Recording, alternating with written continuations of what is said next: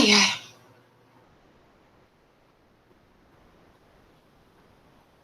Tá saindo muito barulho aí do climatizador? Ou tá tranquilo?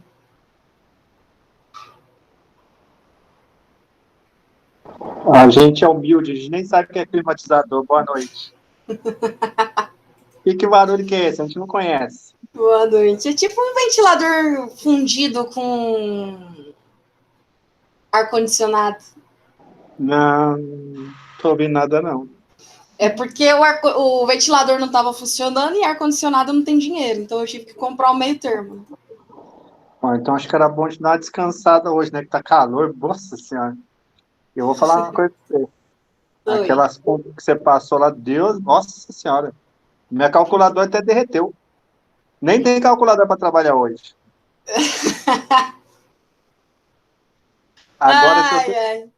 se tiver certo naquele intervalo que você falou, beleza, bateu. Agora, se não tiver naquele intervalo lá, aí lascou, né?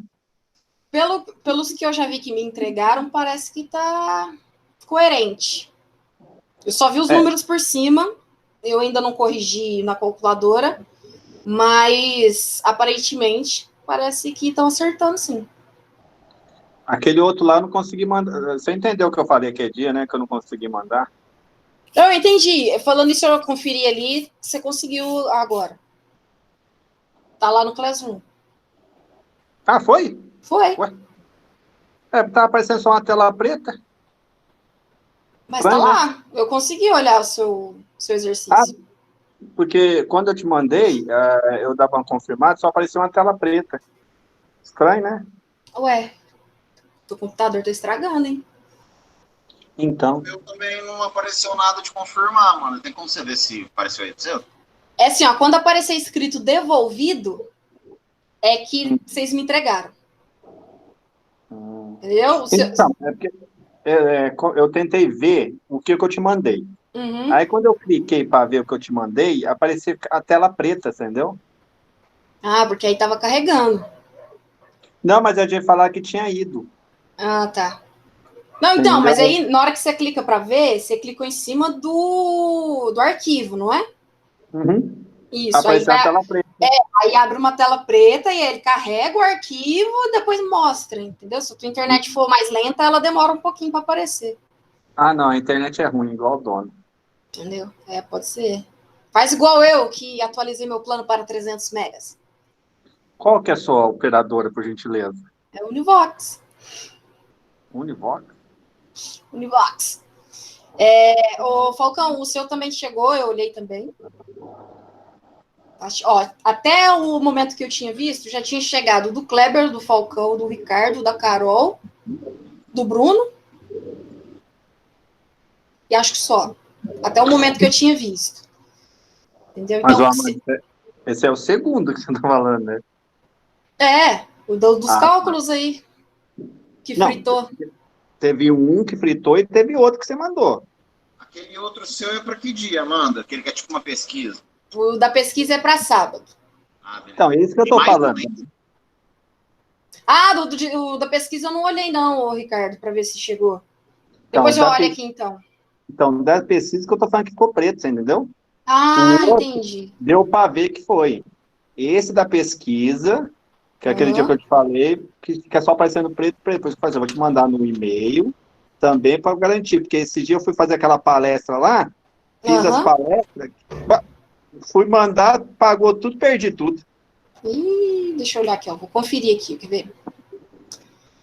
É o 3, né? O 3, vamos ver. O 3. O 3 tá Ricardo e Kleber. Tá aqui entregue. Deixa eu clicar Mas no seu agora. Peraí, eu vou clicar para ver. O seu. só falta ter mandado besteira aí, né? Não, você mandou uma folha em branco mesmo. Aí, tô falando pra você, não É, vai. você mandou uma folha em branco. Não, mas será que não foi porque você selecionou o arquivo errado na hora de enviar para cá? Não, quando eu coisei, eu coloquei seu nome, tudo bonitinho, e fica em branco, não vai. É porque eu... Aí te mandei no e-mail por garantia. Eu falei assim, eu vou mandar, porque se apagar, pelo menos tá no e-mail. Entendi. Tá. Deixa eu ver outra aqui. A Letícia tinha me perguntado se o dela já tinha chegado aqui.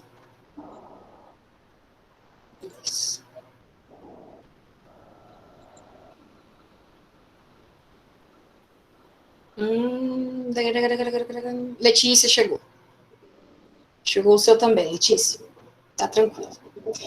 Bom, então, vamos lá para a continuação das nossas aulas. Hoje vai ser teórica também, para vocês continuarem descansando dos cálculos, né? Porque semana que vem eu tenho que passar uma lista valendo mais pontos e vai ter cálculo. Então, dá uma descansada em vocês até semana que vem. Deixa eu apresentar aqui o slide, né?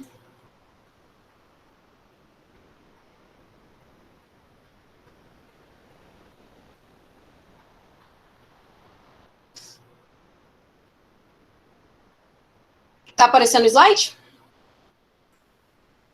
Tá. Perfeito. Beleza. Certo. Vamos lá, então. Hoje eu vou ensinar a vocês os tipos de levantamento por satélite. Né? Na aula passada eu ensinei para vocês o que era um sistema de navegação global por satélite e mostrei os tipos de sistema que tem.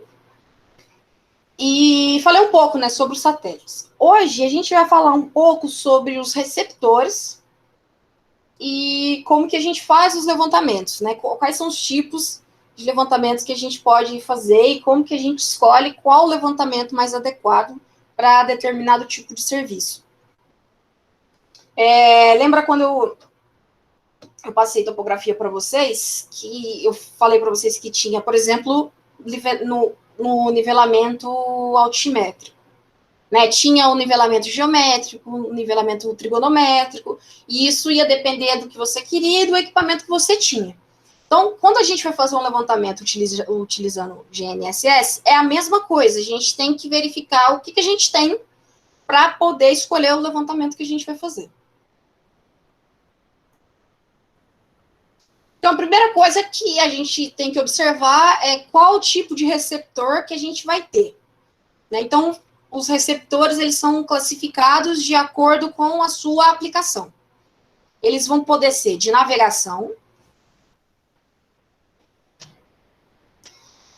eles podem ser de navegação, que aí a gente também pode chamar eles de receptores de mão, né? O apelido também pode ser GPS de mão, e eles têm uma determinação bem rápida das coordenadas, só que eles têm a pior precisão para se trabalhar, por isso que eles são chamados de navegação, certo? A precisão deles vai ser aí entre uma faixa de 10 a 30 metros. Vocês podem perceber essa precisão, principalmente quando a gente coloca localização no WhatsApp, né? Que você tem que mandar a localização para alguém.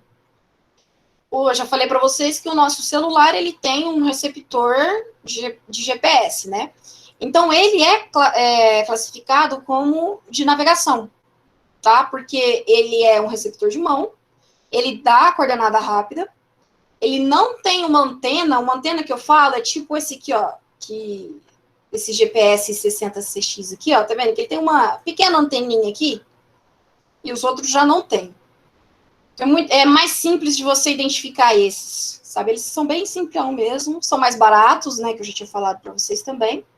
Então, lá no WhatsApp, quando a gente manda a localização pro coleguinha, né, na hora que você clica lá em localização, ele vai te perguntar se você quer dar a localização por tempo real ou se você quer dar uma localização de um ponto, certo? Aí vocês podem perceber que na localização do ponto, se você esperar um pouquinho, vai aparecer escrito embaixo assim, ó, precisão de tantos metros.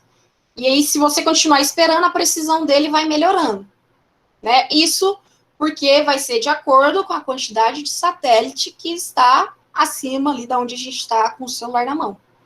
Né? Se a gente estiver dentro de casa, provavelmente a precisão tua vai ser pior, certo? Porque aqui a gente está embaixo de teto, então vai estar piorando o sinal com o satélite. Né? Do lado de fora, a precisão vai ser melhor. Então, vocês podem perceber isso aí, que se vocês demorar um pouquinho, a precisão fica boa.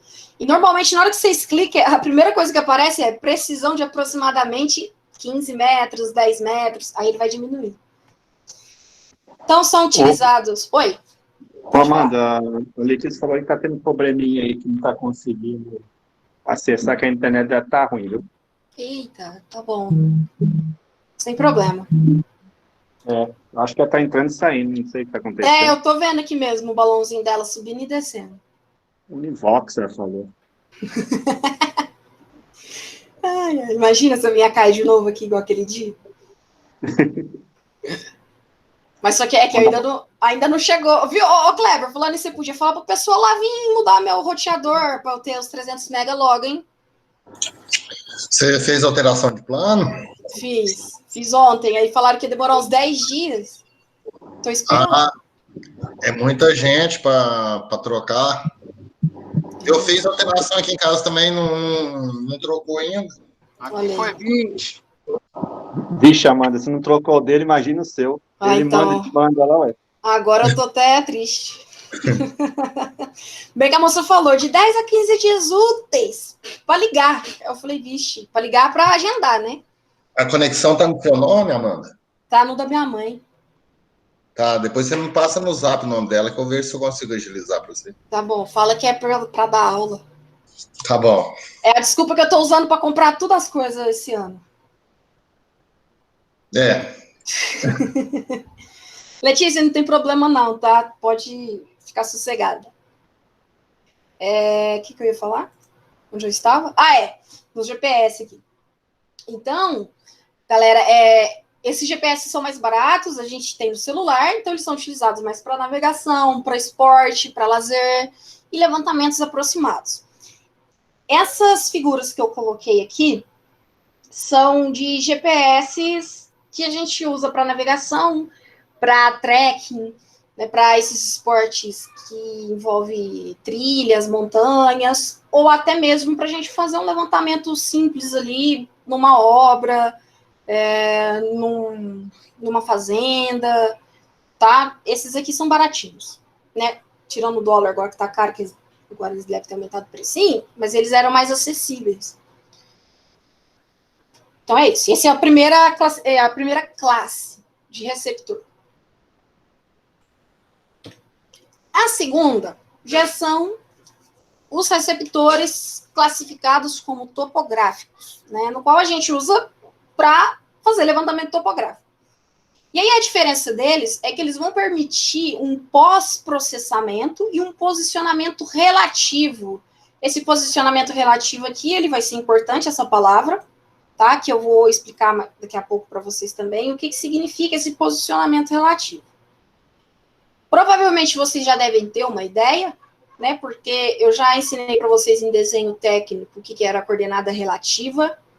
Já ensinei para vocês em topografia pontos relativos também. Então, vai ser fácil de vocês entenderem o que é um posicionamento relativo utilizando o receptor de GNSS. Né, que a precisão já é melhorzinha. A precisão é de aproximadamente 1 centímetro. E aqui nós temos 4 exemplos também de receptores topográficos. Quando a gente fez topografia, eu tinha falado para vocês que, dependendo da estação total, ela vem com uma anteninha e ela pode captar as coordenadas, né? Então, quando é essa estação total, que tem um receptor GNSS acoplado nela, ele é considerado um receptor topográfico, tá? Então, é como se fosse este aqui, ó. Né? No caso, esse aqui está mais elaborado, tá? Esse aqui é mais só sensor mesmo, só um receptor GNSS, ele não vai fazer um levantamento angular, como faz um teodolito e uma estação total, né? Mas só para vocês terem ideia de que uma estação total, que também é um receptor, ele vai ter uma anteninha em cima dele. E aí ele fica um pouquinho mais caro por causa disso. Esse ProMach 2 aqui, ó, é basicamente um receptor. Vocês podem perceber, então, que um receptor topográfico são que tem essas caixinhas aqui, né?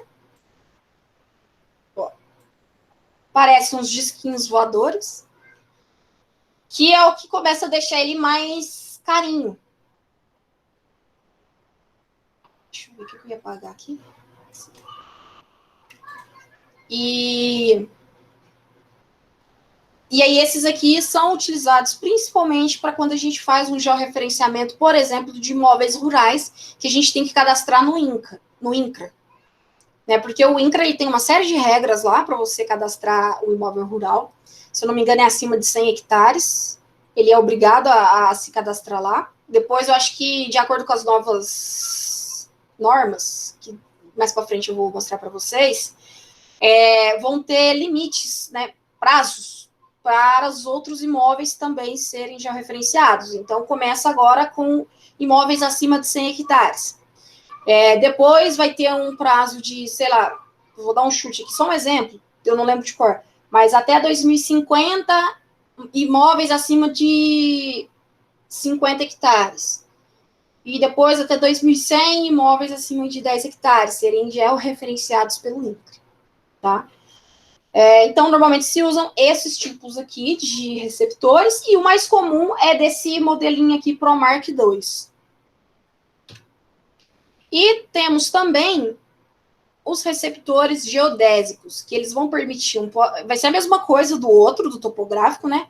Vai ter o pós-processamento, vai ter o posicionamento relativo, só que esses aqui, ó, eles têm um rádiozinho, que ele vai oferecer uma alta precisão, são os top de linha, tá? Que vai dar aí a precisão em milímetros.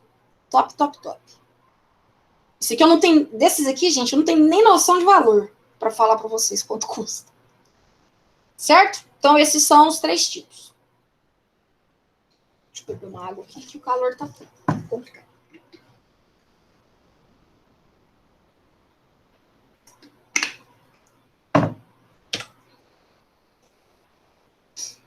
Bom, temos, então, os nossos receptores. Agora, a gente tem que ver o tipo de posicionamento que dá para a gente trabalhar. Então, existem 2 tipos principais de posicionamento, e depois, dentro desses tipos de posicionamento, eles vão se classificando em subdivisões, né? Ele pode ser um posicionamento absoluto e pode ser um posicionamento relativo.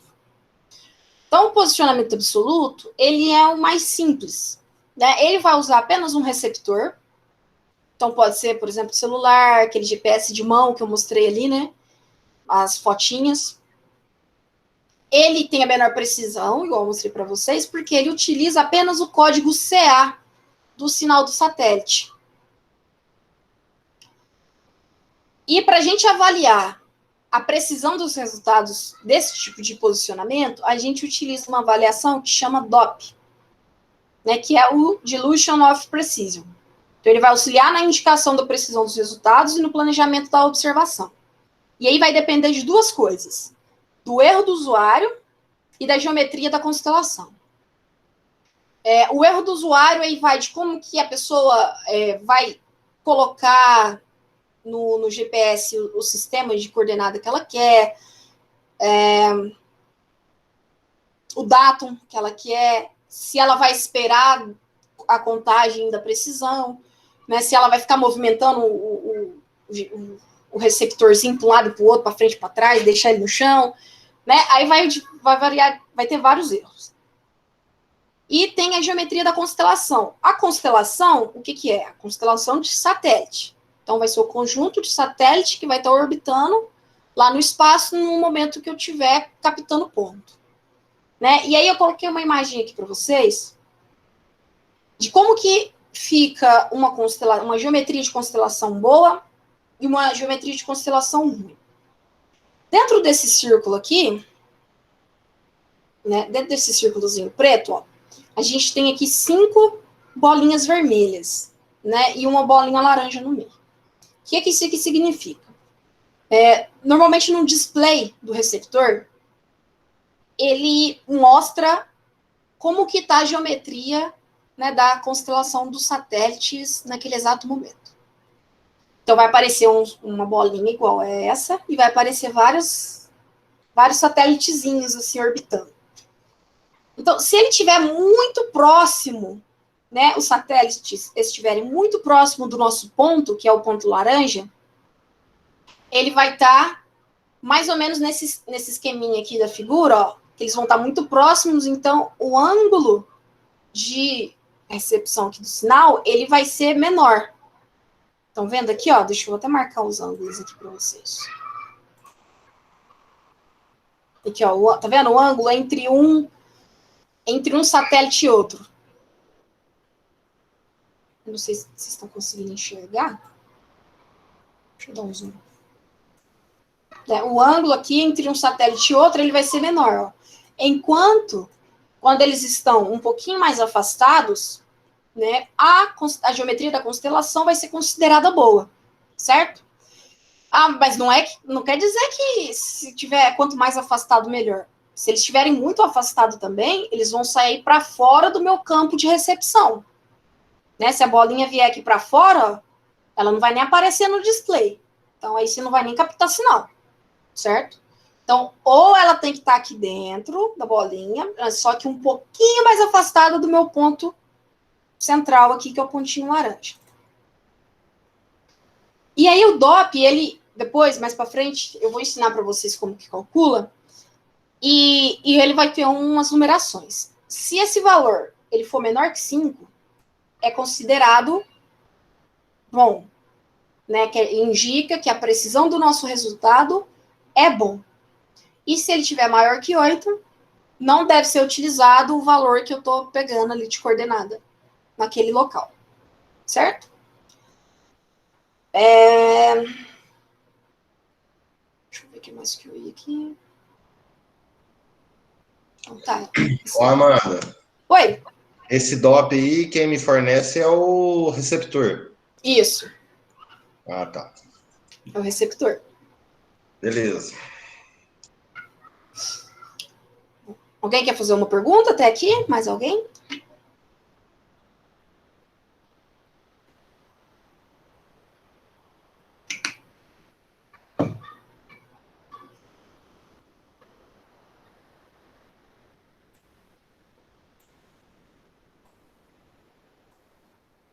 Não, tá tranquilo? Então, beleza. Então, posicionamento absoluto, usa um receptor só e usa só o código CA. Essas duas informações são as mais importantes nesse momento aqui, para vocês conseguirem distinguir um posicionamento do outro. Aí agora a gente vai para os posicionamentos relativos, né? Que eles vão estar subdivididos aí em relativo estático rápido, relativo semi-cinemático e relativo cinemático. Qual que vai ser a diferença do relativo com o absoluto? O relativo, ele vai sempre usar mais de um receptor. Sempre. Vai ter 2 ou mais, tá? Porque um receptor, ele vai ter que ser base. Então, ele vai ficar fixado num ponto, paradinho, recebendo o sinal sempre naquela localização. E os outros receptores vão fazendo o movimento de ir coletando os pontos, tá? Para que isso? Porque é aqui que entra o pós-processamento. Dentro do sistema da caixinha do receptor, ele vai processar essas coordenadas e vai como se fosse fazer uma média entre as coordenadas dos pontos que você foi buscando, né, que é o que está sendo dinâmico, que você está andando com ele na mão, e o ponto que ficou parado recebendo a coordenada do satélite, certo? Então, por isso que se chama posicionamento relativo, porque a minha coordenada vai ser relativa ao meu receptor que está na base, certo? E aí ele vai utilizar tanto o código CA quanto as portadoras L1 e L2. Então, o posicionamento relativo aqui já tem uma vantagem, e por isso que ele é mais preciso, né? Porque ele usa o L1 e L2. Tá? E daqui a pouco eu vou explicar para vocês a diferença dessas quatro subdivisões aqui. Tá? Mas as 4 sempre vai ter o receptor base. E os outros andando. E outra coisa que é importante vocês saberem também, quando existe o posicionamento relativo, é que existe uma distância que ela é considerada entre os pontos, que é entre o ponto de referência, que é o ponto onde fica o receptor base, né, que a gente chama de vértice de referência. E no próximo ponto, que é onde a gente vai pegar, né, com o receptor que a gente anda, a gente chama de vértice de interesse. Tá? Isso aqui é a nomenclatura que a gente usa em posicionamento relativo. E aí a distância entre esses dois pontos, né, o ponto que está meu GPS parado e o ponto que eu coletei com o GPS que está na minha mão, né, que eu estou andando, com o receptor que está na minha mão, essa distância ela é chamada linha de base. Tá? Que é isso aqui, ó, linha de base. E ela vai me dar distâncias relativas cartesianas. Né? Então, eu vou ter aí variações de x, de y e de z, que depois, pós-processadas, vai gerar para mim aquelas coordenadas geodésicas que vocês estavam calculando aí essa semana. Certo?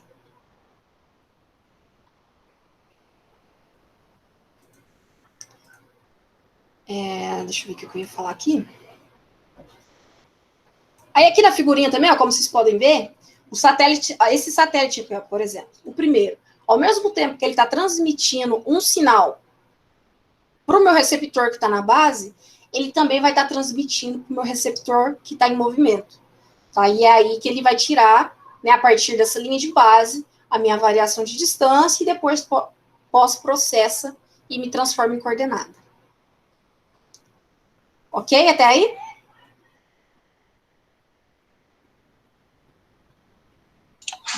Ok, Ana. Certo. Então, agora vamos para as subdivisões. O estático, como o nome já diz, os receptores eles vão ter que ficar paradinhos durante o levantamento. Aí você vai me falar assim, mas como assim? Se eu tiver que fazer levantamento de 7 pontos, eu vou ter que ter 7 receptores?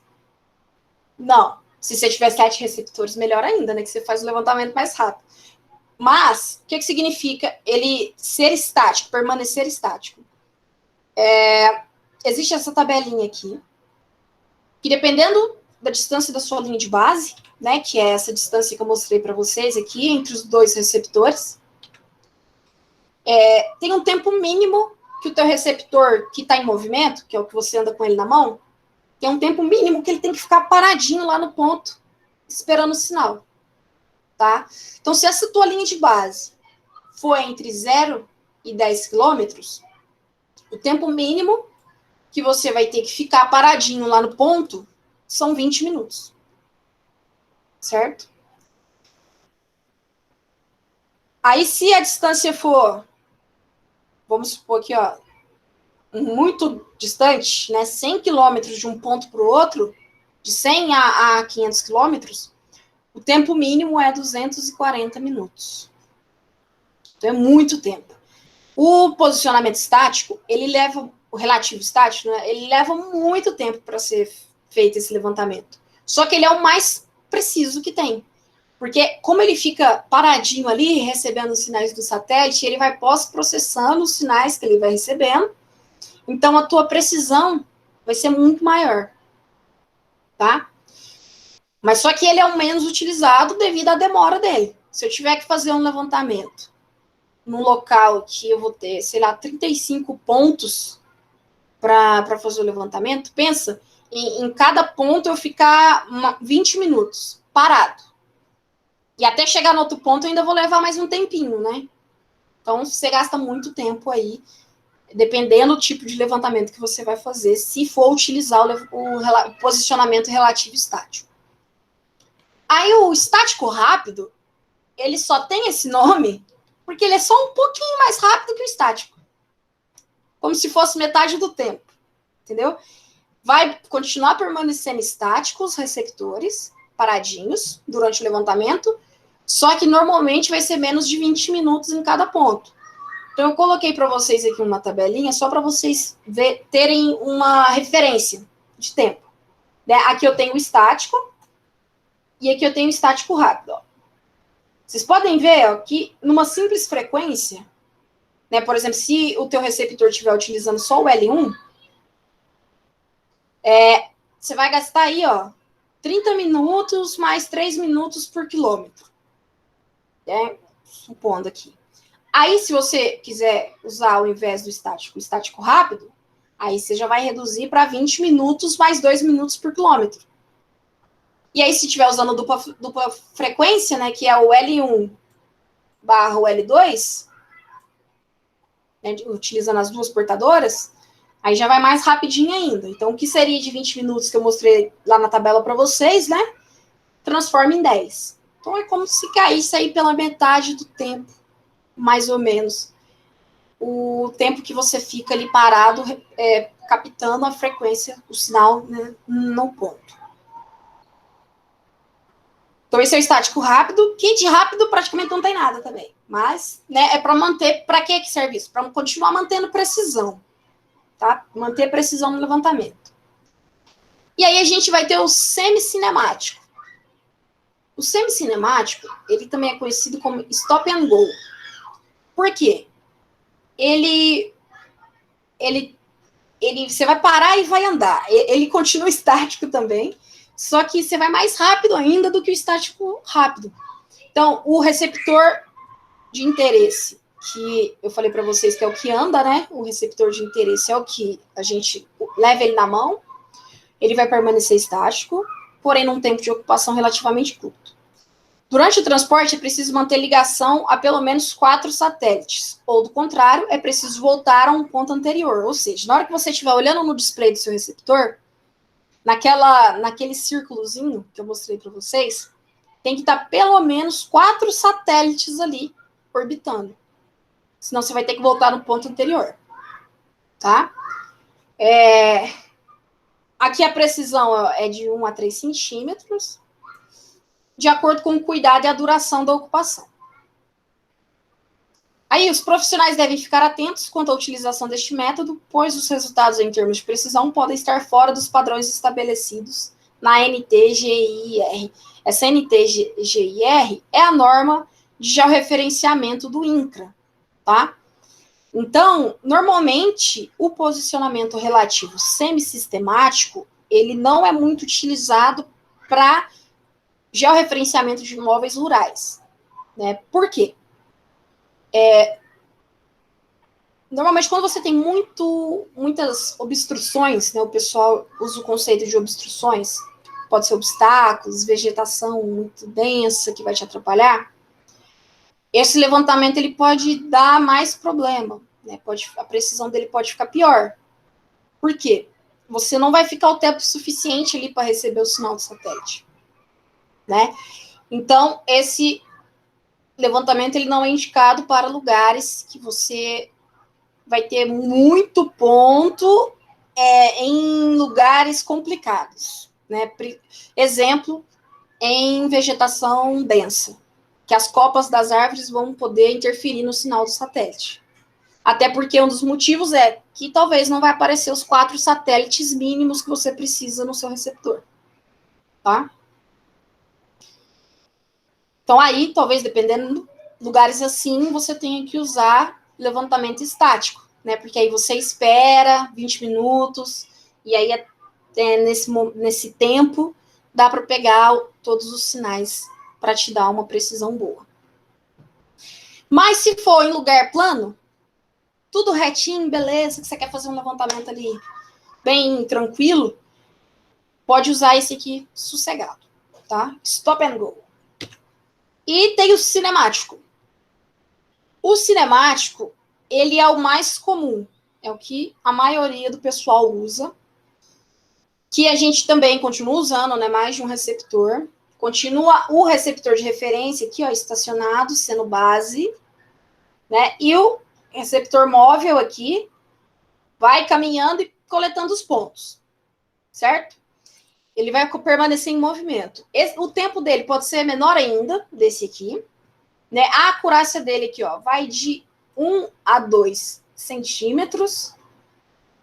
É o menos preciso, só que normalmente a gente utiliza o sisteminha RTK, que é posicionamento em tempo real, né? Que a gente vai coletando os pontos mesmo enquanto a gente está andando com o receptor. Então, ele vai pegando até a linha do seu caminhamento, assim, ó. Certo? Por que que ele é o mais comum? Mesmo sendo o menos preciso, ele é o mais comum porque ele é o mais rápido. Então, se você tiver 100 pontos para coletar num projeto, sem dúvida, é esse o posicionamento relativo que você vai ter que utilizar. Pra você ganhar tempo. Né? E sem contar que se você for precisar de 100 pontos, a escala do teu projeto, né, te dá essa possibilidade de ter um erro aí de 2 centímetros. Certo? E o que simboliza o sistema RTK também aqui, ó, quando a gente utiliza o RTK, é um rádio de comunicação. Certo? O RTK, então, ele vai estar sempre associado a um rádio de comunicação. Então, esse rádio de comunicação, ele vai poder emitir uma frequência de rádio para o receptor que está móvel. E tem alguns RTKs mais atuais que eles são por 3G, né? Então, acaba que mesmo você estando em movimento, não tendo que ficar parado lá esperando o ponto ser captado, né? Ele não perde para os outros tipos de posicionamento, porque usando o RTK, a tua precisão não vai perder tanto como se você estivesse usando, por exemplo, o estático rápido. Agora, se você não tiver um rádio de comunicação, aí vai dar diferença. Certo? Alguma dúvida? Não. E eu não tenho. Agora o resto.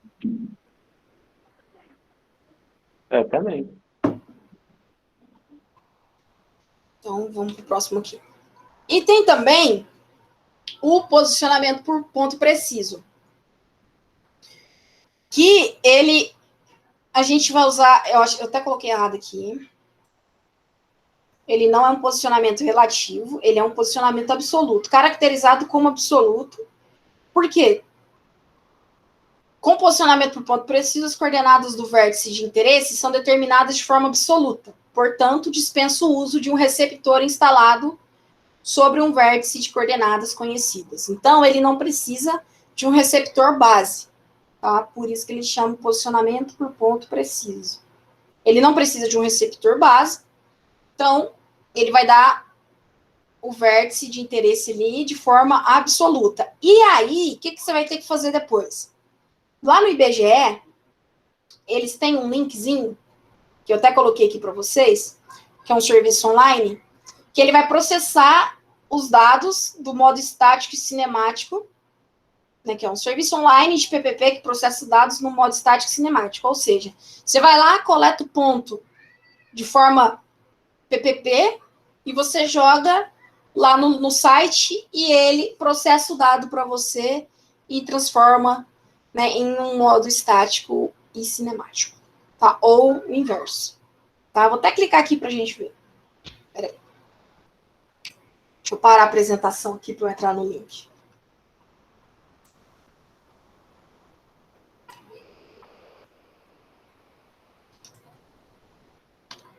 Tá.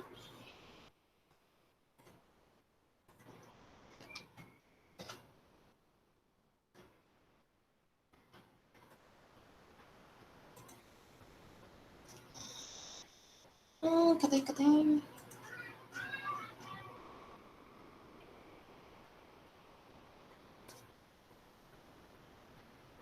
Tá aparecendo para vocês? Tá aparecendo. Beleza, ó. Então, isso aqui é a página para fazer o prós, ó, nossa, esse pós e pró junto aí, minha língua trava toda hora. O pós-processamento dos dados GNSS, ó. Então, aqui vocês vão ter um manualzinho, né, que vai explicar como que vocês fazem.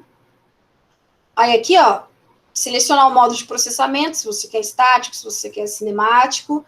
E aqui você escolhe o arquivo, que vai ser o arquivo do teu receptor, né, que você joga aqui. Você foi lá, coletou os pontos, né,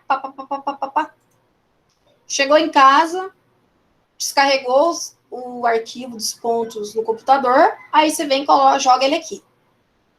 Aí, aqui, ó, para que os valores selecionados abaixo serão adotados para todos os RINECs que estejam comprimidos em um único arquivo. Aí você tem que depois escolher o tipo de antena, né? Aí tem vários tipos aqui, ó. Aí vai ser de acordo com o equipamento que você tem, né? E a altura que a tua antena está, tá? E aí você joga um e-mail aqui que você quer que você receba o teu dado processado, né? Fica mais fácil. E aí, qual que é a diferença, então, do relativo com o absoluto? É que o absoluto, você tem que jogar os dados aqui para ele virar estático ou cinemático, né? Agora, quando você já faz um levantamento relativo, com 2 receptores, ele já faz esse pós-processamento para você automático, tá? Dependendo do teu receptor, claro, né? Então, aí, vocês podem depois fuçar nesse site aqui, baixar o arquivinho aqui, o manualzinho, para vocês lerem, para ficarem por dentro aqui de como que funciona. Deixa eu abrir aqui de novo o slide. A aula já está gravando, gente. Olha que beleza. Tá rápido.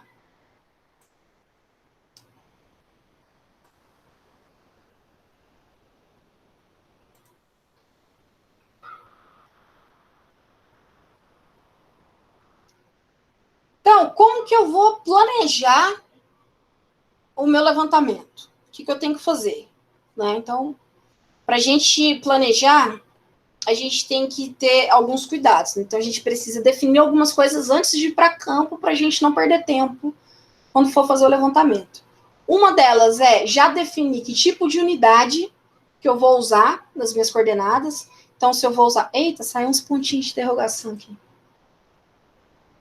Então, se eu vou usar latitude e longitude em graus, minutos e segundos, se eu vou usar em UTM, ou se eu vou usar outro tipo de coordenada que o receptor pode me dar. Tá? Você tem que já saber que você vai para campo com definido a unidade que você está fazendo o seu levantamento. Definir o sistema geodésico de referência, né, que a gente chama de datum, que é o quê? Se você vai fazer o seu levantamento em CIRGAS 2000, em WGS 80, 84, WGS 84, se vai ser em SAD 69, se vai ser em Córrego Alegre. Então, isso também já tem que estar definido. Né? Normalmente, a gente está usando CIRGAS 2000, né, até que alguém fale, alguma norma fale o contrário, é o CIRGAS 2000 que está em evidência. Pode ser que o meu GPS, que o meu receptor não tenha CIRGAS 2000? Pode ser. Talvez você tenha um receptor antigo, que ele não está pegando esse sistema geodésico. Aí, o que você vai ter que fazer? Você vai ter que fazer o levantamento em algum dos sistemas que ele tem, e aí depois você vai ter que fazer a conversão. Por exemplo, quando a gente pega os pontos pelo Google Earth, os pontos do Google Earth estão em WGS 84. A gente vai fazer uma atividade assim, daqui no segundo semestre. Então, eu tenho que transformá-las em CIRGAS 2000 para poder fazer um memorial descritivo de um terreno, né, de um loteamento. Então, se eu tiver um receptor antigo, eu tenho que ver o sistema geodésico dele, e se ele não tiver o sistema que eu preciso, né, que é o oficial que eu estou usando, depois do levantamento eu tenho que fazer a conversão das coordenadas.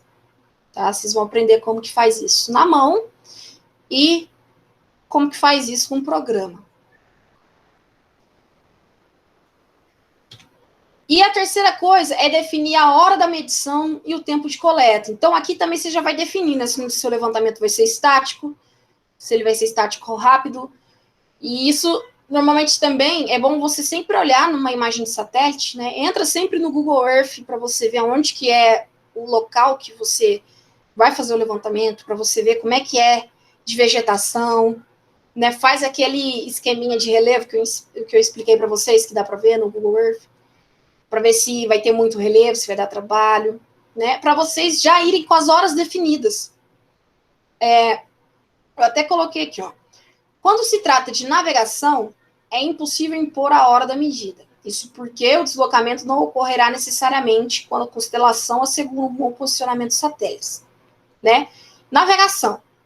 Lembrando lá que eu já expliquei para vocês a classificação de receptor de navegação. Agora, quando é para trabalho topográfico, que a gente utiliza receptor topográfico ou geodésico, é importante escolher um horário que vai assegurar o maior número de satélites visíveis, né? E a melhor constelação. E aí vai te dar a maior precisão na medida. Então, normalmente, à noite é o pior horário para se fazer medições com GPS.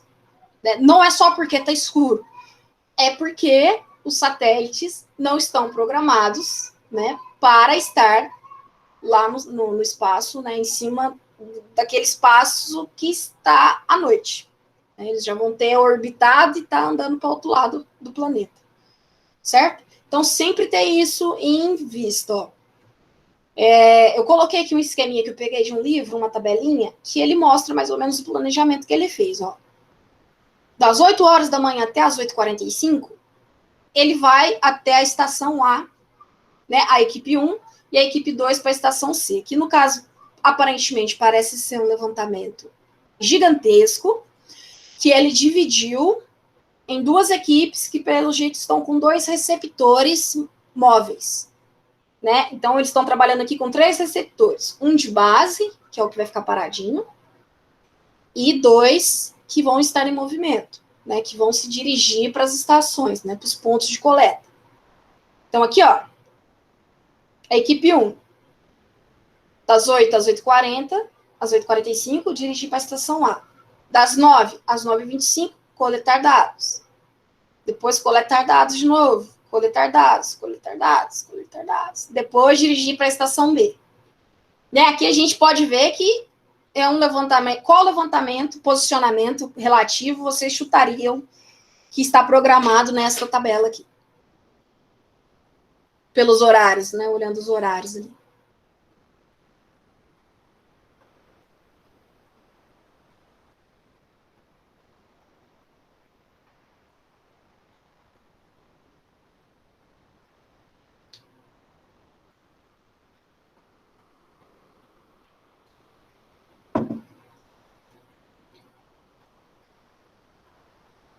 Tá, mas é de manhã. Mas qual o posicionamento relativo que eles vão usar?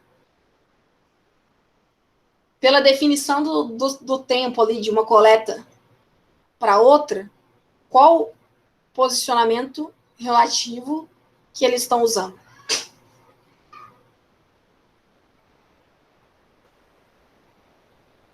Eu vou relembrá-los, hein? Tem relativo estático rápido, relativo semi-cinemático, que é o stop and go, e o cinemático. É o rápido. Nesse caso aqui, é o estático normal mesmo, o estático. Ah, é estático, não é rápido, não é estático. Porque está subindo estático. de 20, 30 minutos. São coletas demoradas. E olha para você ver aqui, ó, quantas coletas ele fez no primeiro ponto. Tá vendo? E olha quanto tempo ele demorou para ir de um ponto para o outro, olha. Aqui, ó, daqui, ó, dirigir para a estação B. De 11h35 às 11h50. Ele demorou 15 minutos aqui, né? Aí a gente não sabe também se é de carro, né, ou se é a pé, mas mesmo se for caminhando, 15 minutos caminhando é uma distanciazinha boa. Né? E aqui, deixa eu ver um outro aqui também. Né? E o intervalo entre as coletas e por ser várias coletas mostra que eles estavam planejando aqui um levantamento estático. Ok, meninos? E vai depender também, que outra coisa que vocês têm que levar em consideração é a localização dos pontos. Então, vocês já têm que ter na cabeça onde que vai estar cada ponto de vocês também, tá? Porque nem sempre é possível escolher um local ideal para medição de um ponto. Quando se utiliza o GPS para navegação, alguns dos pontos medidos podem ser prejudicados pela sombra de obstáculos e multicaminhamentos. Considerando que, nesses casos, o equipamento está recebendo sinais e determinando uma coordenada a cada segundo. Então, vai depender do equipamento que você tem, né, como eu tinha falado para vocês. para já ir definida a localização desses pontos. Aqui a gente tem um esqueminha, então, de uma poligonal, né? Ele colocou aqui 2 pontos de controle, né? O B e o A, que é onde vai ficar os receptores de base, né? E nos outros pontos ele vai com o receptor de interesse, certo? Aí aqui tem até a distância entre eles, ó. De A para B tem 17 quilômetros, de A para C tem 13 quilômetros. Então aqui já está até, né, feito um cálculo aproximado, tá? Não precisa ser correto, porque às vezes a distância correta você vai medir em campo. Então, pelo Google Earth mesmo, você consegue ver essas distâncias e definir a localização dos seus pontos. Por exemplo, aqui, ó, você já ia ter certeza que se você escolhesse o levantamento, o posicionamento relativo estático, aqui tem, ó, de A para C, tem 13 quilômetros. Né? Deixa eu riscar aqui, ó. Né? De A para C tem 13 quilômetros. Então, se eu estiver usando posicionamento estático, eu já vou gastar ali, nesse ponto, no ponto C, mais de 20 minutos. Se eu levar em consideração aquela tabela que eu mostrei para vocês no INCRA, aquela tabela verdinha. Deixa eu voltar nela aqui. Ó. São 13 quilômetros lá, né? Então, ó, de 10 a 20 quilômetros, mínimo de 30 minutos para coletar o ponto. Então, utilizando o Google Earth, vocês já vão ter um valor aproximado dessas distâncias entre os pontos para vocês poderem definir o teu levantamento e agilizar o procedimento aí para vocês. Tá? E aí, se for utilizar o GPS de navegação, igual eu estava falando aqui em cima, vai ser complicado esse negócio de localização de pontos, porque não dá para você identificar um ponto ideal, né? Às vezes só lá mesmo. Porque às vezes a imagem de satélite está desatualizada e você não consegue ver se tem vegetação mais ou não. Mas com GPS topográficos aí é mais tranquilo fazer esse planejamento antecipado, tá? E, gente, por hoje é só. Alguma pergunta? Alguma dúvida? Não, eu entendi, legal. Não, beleza. Beleza? Vamos pro recreio. Então, galerinha, por hoje vai ser só isso mesmo, tá? Aí vocês vão descansar, vão terminar de fazer aquela outra pesquisinha. E aí, semana que vem, eu vou passar a lista do final do bimestre para vocês, tá? E eu acho que eu não vou dar nem aula, eu acho que eu vou deixar o tempo para vocês usarem para poder fazer a lista. Pode ser? Vocês preferem? Perfeito, show de bola. O que você falou, Amanda? Minha mãe tá falando na minha orelha aqui. Que eu vou, semana que vem, eu vou passar a lista final para vocês do bimestre, aquela que vale mais pontos, e aí eu acho que eu não vou dar aula para deixar o tempo para vocês poderem fazer a lista. Ótima ideia, maravilhosa. Pode ser? Vocês preferem? Pode. Amanda, mudando de assunto, aquela última vez que eu te falei que foi só o preto lá, eu olhei aqui e não consigo mandar de novo mais, porque tá escrito que já foi devolvido. Não, devolvido é que você me entregou, entendeu? É que então, você me entregou o arquivo errado. Então, foi em branco, como é que faz agora? Eu te mandei no e-mail. Espera aí que eu já te explico aqui. Ó. A Letícia perguntou se para entregar sábado, se não consegue deixar para segunda ou domingo. Uai, gente, posso deixar para segunda, sim. Mas aí eu não quero o exercício 3, o de pesquisa. Quem já mandou ganha mais pontos. É porque eu não quero que vocês fiquem prejudicados acumulando coisa para depois. Tipo assim, para não prejudicar as outras matérias. Mas se vocês acharem melhor, podem me entregar a segunda. Mas então já fiquem preparados que na quinta-feira, nesse mesmo bate-horário, eu vou disponibilizar a lista final, que vai ser mais complicadinha. Vai ter cálculo geodésico, vai ter distância ortodrômica e vai ter questões abertas de posicionamento satélite. Ok? Ok. Então, boa noite para vocês, gente. Qualquer coisa, vocês me mandem mensagem. Tá, e como é que eu faço aqui agora? Deixa eu entrar aqui. Peraí. Eu tenho que entrar com a minha continha aqui. Eu finjo que eu sou uma aluna. Peraí.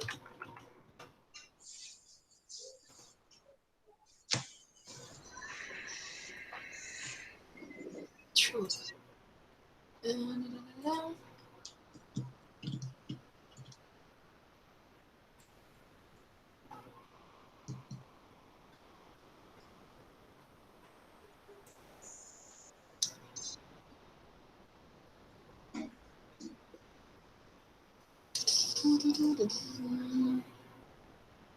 Aqui no exercício 3, ver atividade. Aí eu vou enviar um negócio aqui, ô, Ricardo, só para eu ver como é que você troca ali, tá?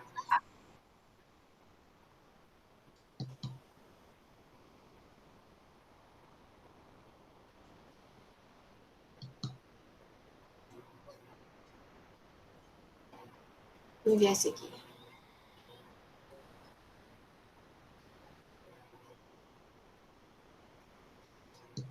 Ó, quando você clica em entregar, né? Aí ele pede para confirmar. Aí ele fica escrito aqui, ó, devolvido. Tá vendo aqui em cima? Devolvido é que você me entregou. Aí, se você quiser mudar o arquivo, cancela o envio e adiciona o outro aqui, ó. Vai lá em adicionar e pega o arquivo de novo. Entendeu?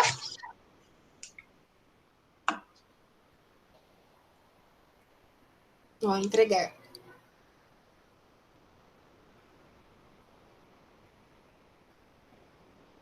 Aí toda vez que vocês me entregarem, galera, vai estar aparecendo assim, ó, devolvido, tá? Aí se vocês quiserem cancelar o que vocês me enviaram, vem em cancelar envio. E aí tem um xizinho aqui para excluir o arquivo que vocês tinham me enviado antes e adiciona outro.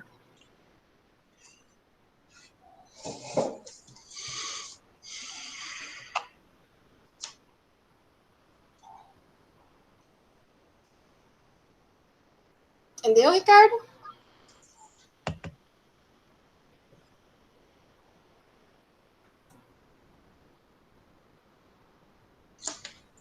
Dormiu.